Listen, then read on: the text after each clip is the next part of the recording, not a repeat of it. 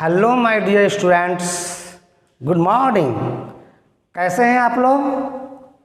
हमें उम्मीद है कि आप लोग बिल्कुल ठीक होंगे और एलएलटीसी पंडवा यूट्यूब के सारे एजुकेशनल चैनल को आप लोग फॉलो कर रहे होंगे। आप लोग रिवीजन करते होंगे, आप लोग डिस्कशन करते होंगे, आप लोग उसे नोट करते होंगे। हमें पूरा उम्मीद है। और माय डियर स्टूडेंट्स, इस कोविड-19 महामारी के दौर में एलएलटीसी पंडवा की टीम ने आप लोगों के लिए ऑनलाइन सर्विस शुरू की ताकि हमारे विद्यार्थियों को जरा सा भी कोई एजुकेशनल लॉस ना हो सके। हमारी पूरी लाइफलाइन टीम आपकी सेवा के लिए कटिबद्ध है। कुछ वीडियो आपके पास पहुंच रहे होंगे और कुछ हमारे टीचर जल्द ही यूट्यूब चैनल पे अपना अपना सब्जेक्ट लेकर आ रहे हैं। और आज 11th क्लास का, ध्यान दीजिए, 11th क्लास का नया बैच ऑनलाइन शुरू होने जा रहा है। कृपया जितने भी स्टूडेंट हैं जो 10th क्लास पास किए हैं वे आज इस YouTube चैनल से जुड़ जाएं, सब्सक्राइब कर लें, बेल आइकॉन को प्रेस कर लें और ऑल में क्लिक कर दें ताकि 11th क्लास की जितने भी वीडियो है अभी आपके पास पहुंचने वाला है। ऐसे फिलहाल आज मैं केमिस्ट्री का चैप्टर शुरू करने वाले हैं और आज के बाद सारे सब्जेक्ट स्टार्ट हो जाएंगे, इसलिए आप लोग रेडी हो जाएं ऑनलाइन एजुकेशन के लिए। देखिए, इस कोविड-19 महामारी के दौर में ये जो ऑनलाइन सर्विस है इसका आप लोग भरपूर फायदा उठाइए। आप थोड़ा सा अगर पंक्चुअल हो जाएंगे, थोड़ा सा अगर आप लोग टाइम मैनेजमेंट कर लेंगे तो बहुत ढेर सारे फायदे ऑफलाइन से कहीं ज़्यादा होंगे। सिर्फ ये माइंड सेट की बात है। आपको सबसे पहले माइंड सेट करना होगा कि ऑनलाइन में हमको क्या फ़ायदे हैं। ऑफलाइन में आपको डेली आना पड़ता था, जाना पड़ता था, यहाँ आने जाने वाला टाइम ख़त्म, वो टाइम बचेगा आपको। आने जाने के दौरान लड़के या लड़कियाँ को जो बीच रास्ते में गैदरिंग का सामना करना पड़ता था वो गैदरिंग का काम ख़त्म। यानी आपको ऑनलाइन में कई तरह की सुविधा है, ढेर सारे टाइम आपके पास बच जा रहे हैं। उस टाइम का फायदा आप ऑनलाइन सर्विस में, ऑनलाइन एजुकेशन में देकर आप ऑफलाइन के रेस्पेक्ट में आप अधिक से अधिक इसको प्रोग्रेस करके दिखाएं। यहाँ सबसे मेन जरूरत है आपको माइंड सेट करना। आप ऐसा इमेजिन कीजिए, ऐसा विजुलाइज कीजिए कि यही मेरा क्लासरूम है, यही हमारे सामने टीचर है, ये देखिए टीचर हमको पढ़ा रहे हैं, ये देखिए ये बात बोल रहे हैं, हमको क्वेश्चन पूछना होगा, चलो लाइव क्लास में क्वेश्चन पूछते हैं या यूट्यूब में हम कमेंट करते हैं। इस तरह से आपको विजुलाइज करना होगा। जब तक आप विजुलाइज नहीं करेंगे, जब तक आप माइंड सेट नहीं करेंगे, तब तक ऑनलाइन में उतना मज़ा नहीं आएगा। ऑनलाइन में बहुत ही ज़्यादा आपको प्रोग्रेस होगा, ऑफलाइन की अपेक्षा बहुत ही ज़्यादा प्रोग्रेस होगा, बशर्ते आपको माइंड सेट करना होगा। अगर आपका माइंड सेट तो करियर भी सेट, लेकिन उसके लिए आपको करना होगा ऑनलाइन सेट। इसलिए आपको पहले माइंड सेट करना होगा आपको। और साथ में हम गार्जियन से भी गुजारिश करते हैं कि अपने बच्चों को, अगर ये वीडियो गार्जियन भी देख रहे होंगे तो हम गार्जियन से गुजारिश करते हैं कि आप अपने बच्चों को ऑनलाइन के लिए प्रेरित करें, उनके माइंड को सेट कराएं, आप उसको सहयोग करें। आप लोग गार्जियन सब हम LLTC के जो हम लोग टीम हैं उनके साथ मिलें, सहयोग करें, डिस्कशन करें, तो आपका बच्चा का माइंड सेट, अब एक बार कहीं बच्चा माइंड सेट कर लिया ऑनलाइन में तो फिर उसे कोई रोक नहीं सकता है। वह पीछे घूम कर वो बच्चा नहीं देखेगा, हमेशा वो आगे की तरफ बढ़ता जाएगा आपको। तो मैं यही कह रहा हूँ कि फिलहाल हम लोग 11th का क्लास शुरू कर दे रहे हैं अभी यूट्यूब पर, और 1 अगस्त के लगभग में आपका लाइव क्लास चलेगा, आपका कोई ऐप पर लाइव क्लास चलेगा। तो अभी फ़िलहाल यूट्यूब चैनल पर हम 11th का कोर्स शुरू कर रहा हूँ, केमिस्ट्री पढ़ाने जा रहा हूँ, और मैं एक चैप्टर शुरू कर रहा हूँ। बारी बारी से आज के बाद सभी टीचर अब ये भी ध्यान देंगे आप लोग कि सबसे पहला माइंड ये सेट करना है कि कौन टीचर पढ़ा रहे हैं उससे मतलब नहीं रखना है, कौन टीचर क्या पढ़ा रहे हैं, कैसे पढ़ा रहे हैं, हमको जो ज़रूरत है वो मिल रहा है कि नहीं, उस पर आपको ज़्यादा ध्यान देना है, उस पर ज़्यादा आपको फोकस करना है। और साथ में NCERT रखना होगा।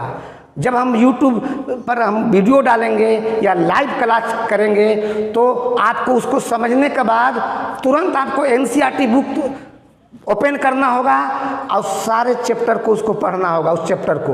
और चैप्टर को पढ़ने के बाद एक बार हमेशा याद रखें कि जो चैप्टर, ये पहले भी कहते हम आ रहे हैं कि जो चैप्टर आप पहले पढ़ चुके हैं उसका समरी कम से कम, जो लास्ट में NCERT में समरी है, उस समरी में बहुत ताकत है, वो आप ताकत नहीं समझ पा रहे हैं, या तो हम लोग समझा नहीं पा रहे हैं, हम तो बोल दे रहे हैं, आप नहीं समझ पा रहे हैं, इसका मतलब हम नहीं समझा पा रहे हैं, या तो आप नहीं समझ रहे हैं। लेकिन अभी भी कोई दिक्कत नहीं है, उस समरी पर जोर डालिए। जितना भी पीछे वाला चैप्टर है उसको डेली 5 मिनट टाइम निकाल कर और उस समरी को पढ़िए। पीछे वाला समरी पढ़ने से क्या होगा कि पूरा जो NCERT का जो चैप्टर होगा वो आपका सारा का सारा 5 से 10 मिनट के अंदर आपका क्लियर हो जाएगा।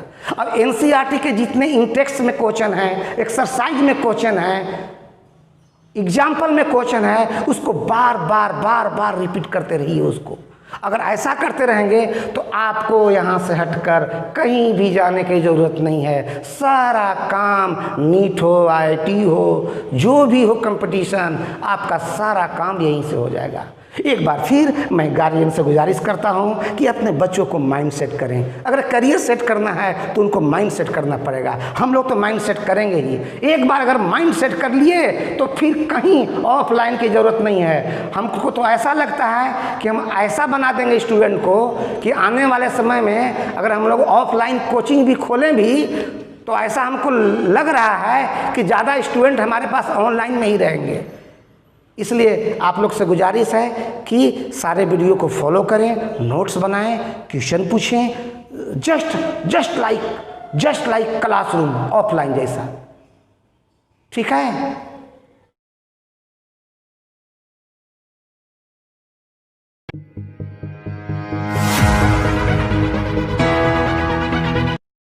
पिघला दे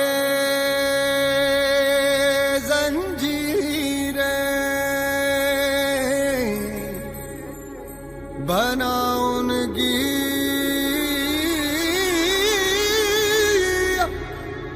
शमशीर, कर हर मैदान फतेह बंदिया, कर हर मैदान फतेह।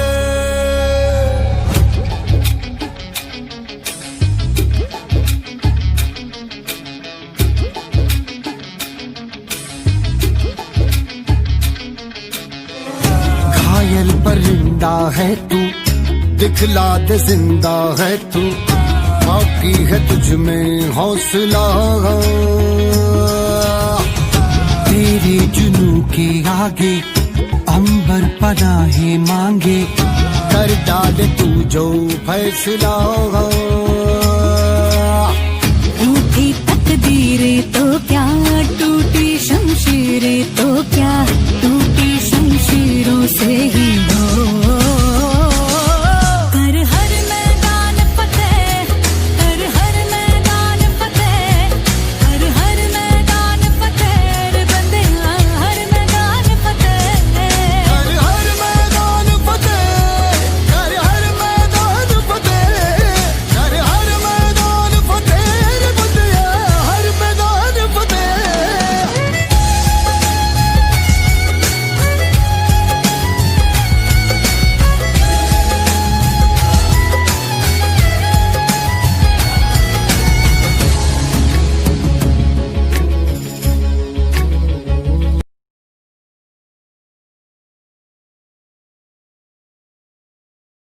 तो चलिए हम आज केमिस्ट्री शुरू करने जा रहे हैं, और केमिस्ट्री का जो रेडॉक्स रिएक्शन है चैप्टर, उसको हम आज एक्सप्लेन करने जा रहे हैं। तो आइए शुरू करते हैं रेडॉक्स रिएक्शन। हाँ, रेडॉक्स रिएक्शन, रेडॉक्स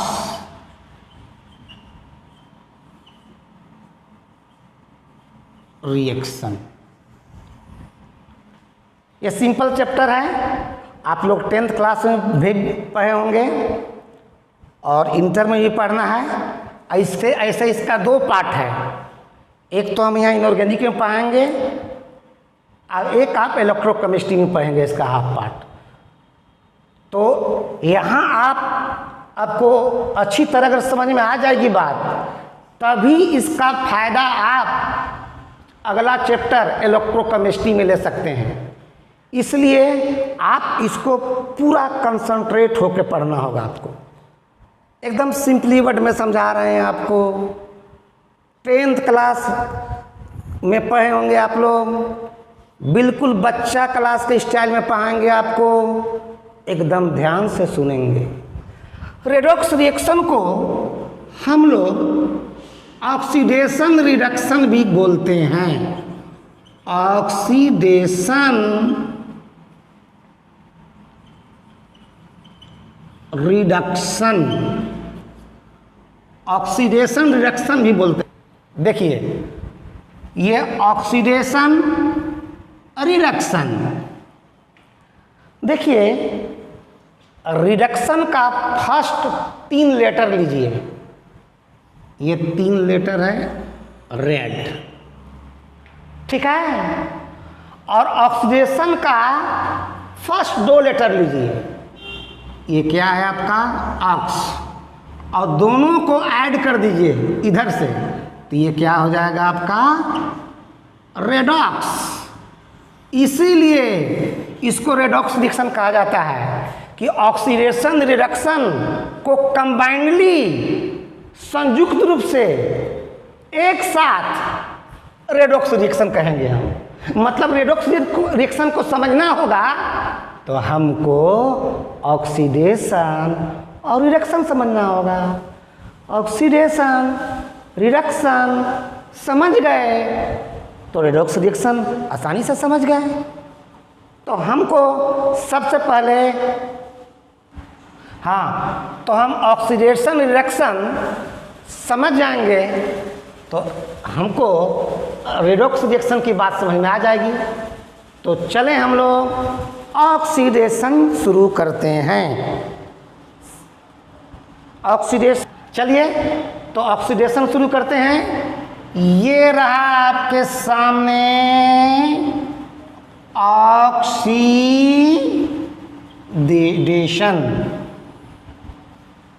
आपको ऑक्सीडेशन समझाने जा रहे हैं। ये देखिए ऑक्सीडेशन रिडक्शन आप समझ जाएंगे तो इनऑर्गेनिक केमिस्ट्री में हमेशा आपको बोला जाएगा कि ये देखो इसका ऑक्सीडेशन हो रहा है, ये देखो इसका रिडक्शन हो रहा है, ये देखो ऑक्सीडाइज हो गया, ये देखो रिड्यूस हो गया। अगर आप यहाँ ऑक्सीडेशन रिडक्शन के बारे में नहीं समझेंगे तो आगे किसी चैप्टर में कोई टीचर बार बार ये रिपीट करेंगे ये बात, तो आप कैसे समझ पाएंगे। इसलिए वहाँ की बात को समझने के लिए यहाँ थोड़ा कंसंट्रेट होना पड़ेगा, कंसंट्रेशन बनाना पड़ेगा। तो चलिए हम बहुत ही सरल आसान बच्चा क्लास के स्टाइल में आपके बीच ऑक्सीडेशन के बारे में समझाने जा रहे हैं। तो देखिए ये ऑक्सीडेशन है, नाम से ही पता लग रहा है ऑक्सीडेशन। वाह, ऑक्सीडेशन ऑक्सीजन, ओ लगता है कि ऑक्सीजन से रिलेटेड कुछ बात है, इसमें कुछ जरूर ऑक्सीजन से रिलेटेड बात है। बाद में और रिलेशन और बढ़ जाता है, वो बात अलग है, लेकिन फिलहाल में ऑक्सीजन से रिलेटेड जरूर कुछ बात है इसमें। देखिए क्या बात है भाई, ऑक्सीडेशन में क्या है ऑक्सीजन से रिलेटेड बात, देखिए ध्यान से। एक हम केमिकल रिएक्शन का एग्जांपल लेता हूँ, सिंपली 6th क्लास का एक रिएक्शन लिखता हूँ, 6th क्लास का, बहुत सिंपल, उतना तो समझ पाएंगे ना। देखिए आप, ये मेरे पास कार्बन है, इतना तो समझ ही सकते हैं, मैट्रिक में पढ़े हैं आप। मान लेते हैं कि इनिशियली में कार्बन था और फाइनली में CO2 गैस बन गया।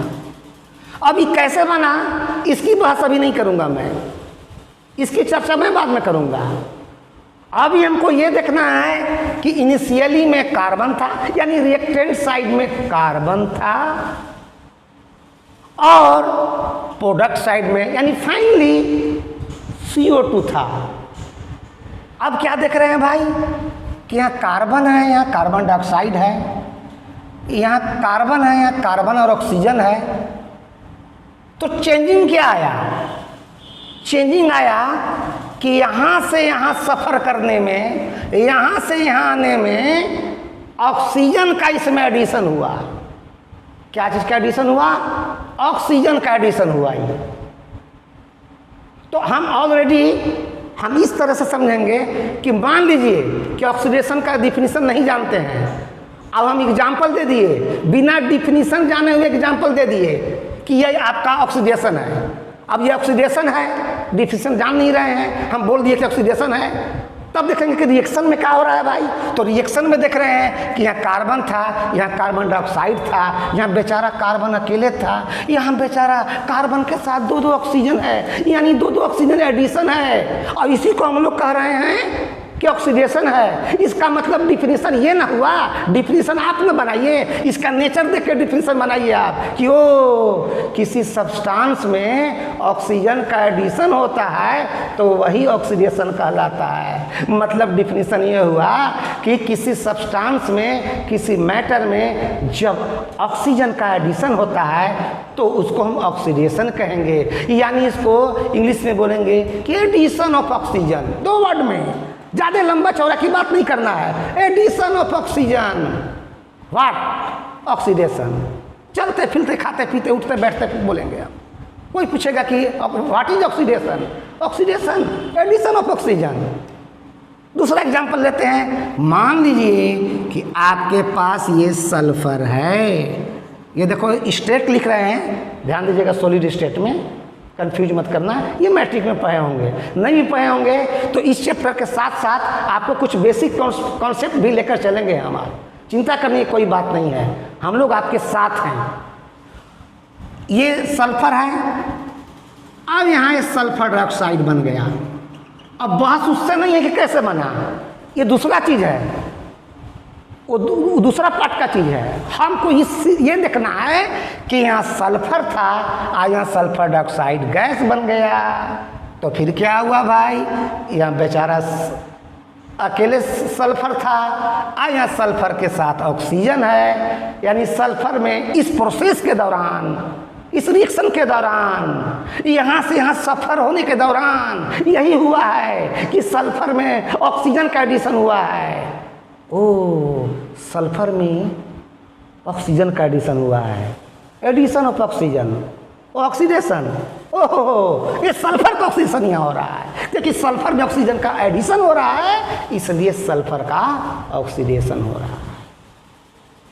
मतलब व्हाट इज ऑक्सीडेशन? तो the chemical reaction which involves addition of oxygen. फिलहाल सिंपली 10th लेवल पे इसको और तरह से हम डिफाइन करेंगे। तो यहाँ हम लोग पहला स्टेप में देखें कि addition of oxygen is called oxidation.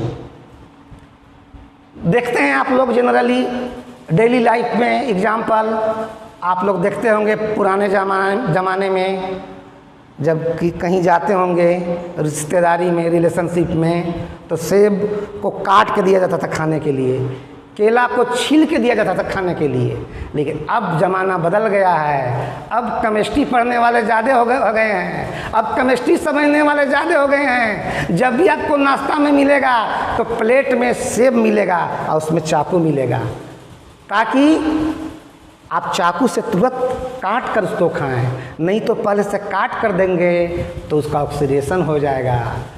केला को पहले नहीं छिलका निकालेंगे, डायरेक्ट प्लेट में केला रखा हुआ रहता है, अगर पहले से छिलका निकाल दें, एक बाहर वाला कवर निकाल देंगे तो उसका ऑक्सीडेशन हो जाएगा।